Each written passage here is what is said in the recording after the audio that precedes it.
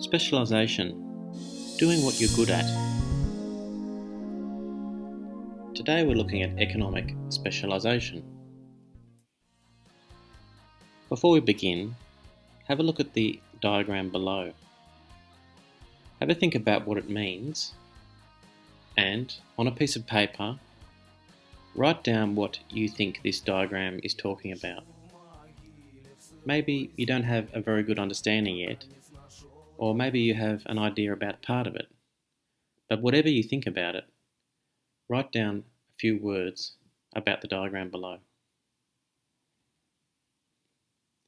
Today we'll be considering what specialization is and how it leads to increasing productivity, how specialized education leads to innovation and building machines and factories and higher tech jobs. Also, from a global level, we'll look at the importance of countries discovering what they're good at producing and specialising in. And finally, we're going to look a little bit at how innovation and even inventions are sometimes important for countries when they're trying to find their specialisation, their export industry. So what is specialisation? Adam Smith was an economist who was born in 1723 in Scotland. He explained that specialisation is when people produce one thing or another which they are good at. In early civilizations, people had to hunt for their foods. There were no shops. They didn't specialise. You had to hunt for food yourself. You had to find a cave to live in. And you had to make your own clothes from animal skins. Everything you did yourself. There were no specialised farms, no specialised builders, no specialised factories. In modern society, we have specialised farms. We have massive buildings we all live in. And we have factories and machines to make clothes.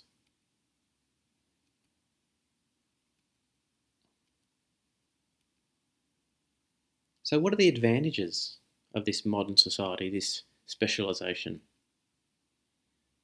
Well, if you specialise, you become very fast at what you're doing because you just do the same thing a lot.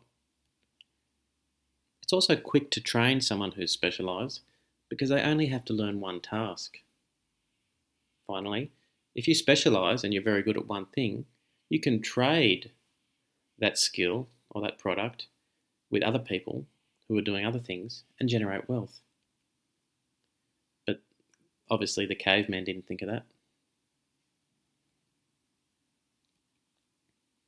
So today each person contributes, whether they're a builder or they make clothes or a farmer, they're all producing and contributing to the modern economy, which actually has higher output because of this specialisation.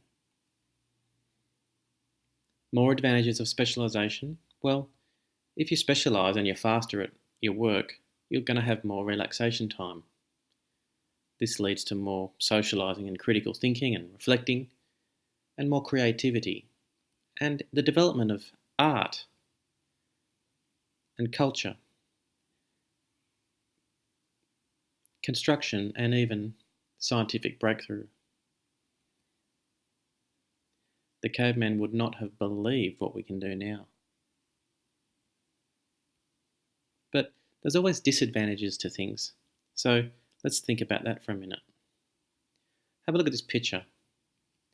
These people, does it look like they're having fun? Are they enjoying themselves, you think, in that job? Sometimes specialised, low-skilled jobs can be a bit boring. They're repetitive and they can be demotivating. And this can lead to lower productivity. If you're bored, you might not work as hard. Or you might be sick more often, for example.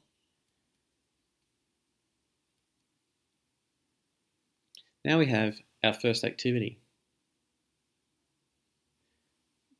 Come up with a few ideas, discuss with your classmates how innovation and technology might help to increase worker satisfaction in the workplace. Write down your answer now and we'll have a look. Remember that education brings about a loop which leads to further innovation, improved efficiency, it creates higher skilled jobs, and increases profits and wages. That works like this. If you become skilled in a certain area, for example, building machines, you can then build machines for the factory, and instead of working in the factory as a production worker, you could be the engineer designer or the scientist or the computer scientist who's developing these technologies. And these are all interesting jobs with higher skills and higher pay. If we look at it here, you can see that education, therefore, leads to more worker innovation, and this means there'll be less repetitive jobs and more high-skilled jobs, which leads to higher profits and output for the business and higher wages. Now, workers who have higher wages can then go and get more education, and with more education, we have even more innovation, and so the cycle goes on. Now we have our second task. Remember this diagram we looked at in the beginning? Well, here it is again.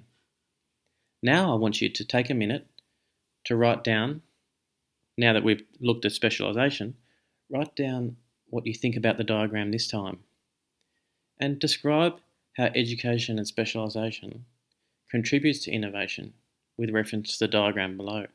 Take a minute to do that now.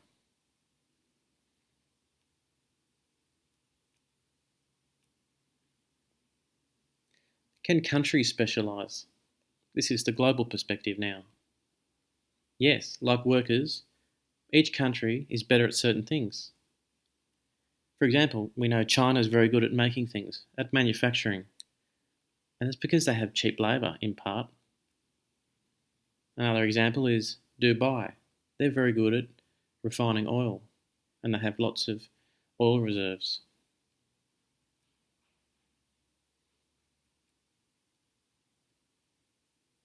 What about your country? What should your country specialise in? Take a minute to think about and write down your answer to this now.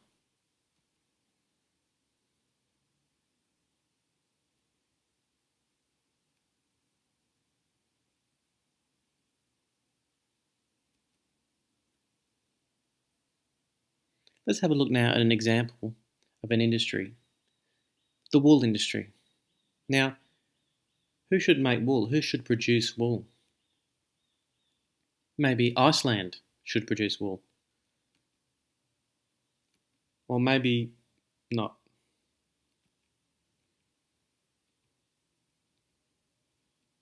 It's probably might be too cold. What about Ethiopia? Could they produce wool? Well, it might be difficult with the heat and the lack of appropriate farmlands and food for the sheep. What about the Ukraine? Well, sure, they could do it, but they might have difficulty from, let's imagine for a minute, from natural predators. They might have to overcome this difficulty. It's still possible, easily possible, but they might have to overcome certain issues. Let's have a look at a country that produces a lot of wool. In my region, New Zealand. New Zealand is down the bottom here, just below Australia, where I'm from. New Zealand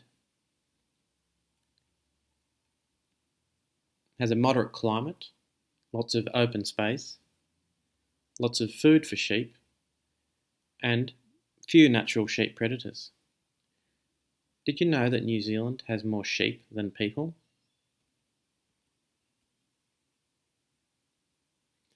Continuing with our example of wool production, we conclude that you need the right climate to produce wool.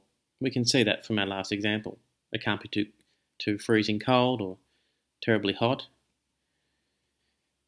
But there are other things you need to think about before you specialise. For example, do you have the skills and expertise, the natural resources for an area? Do you have enough capital investment? Do you have the innovation skills? And there are other issues. For example, remember that you're competing in a market if you're exporting goods. So, what other countries are producing what you produce, and can you compete with those countries? Maybe you need to innovate or come up with a new product. It's a little bit different, or maybe you need to do it a little bit cheaper, and for that you need to work out what your specialisation is. So we continue now with the example of the Ukraine, and we imagine that they have a problem with wolves attacking their sheep.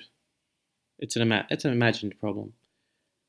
So for this task, we're going to imagine that the president of Ukraine wants to develop the sheep or the wool production industry, and he comes to you to ask for your help. So you have to write a report with two parts.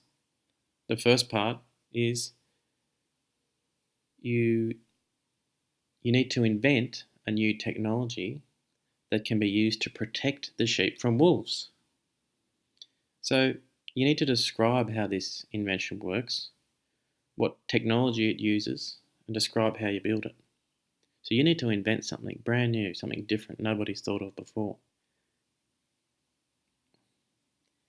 The second activity is use the internet to research alternatives to sheep for producing wool.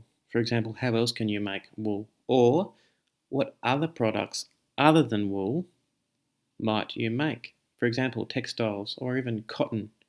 And maybe these are effective substitutes or things you can make instead of wool.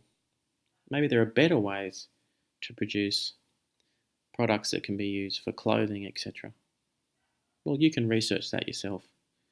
And next lesson, we're going to look at what you come up with, but also we're going to have a short debate where everybody talks about what they came up with for this report, and you can debate amongst each other the merits of your different ideas.